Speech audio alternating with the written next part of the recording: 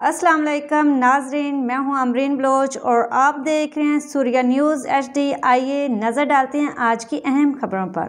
سانگھڑ سے bureau chief مبارک علی شیخ کے مطابق وابڈا ہیسکو اپنے صارفین کی مشکلات کو جانتے ہوئے بہتر انتظامی اقدامات کر رہی ہے۔ اس سلسلے میں عملے کی جانب سے کسی قسم کی کوتاہی، غفلت، لاپرواہی برداشت نہیں کی جائے گی۔ البتہ صارفین بجلی چوری میں وابڈا سے تعاون کریں اور نشاندہی کریں۔ ذوالفقار علی میمن تفصیلات کے مطابق گزشتہ روز Sanghar minister energy power Khurram Dastgir کی ہدایات پر وابڈا آپریشن ہیسکو آفس میں کھلی کچہری کا انعقاد کیا گیا، جس میں SC ذوالفقار علی میمن، ایکسین وابڈا سانگھڑ نزاکت علی میمن، SDO سانگھڑ ارشاد لغاری موجود تھے۔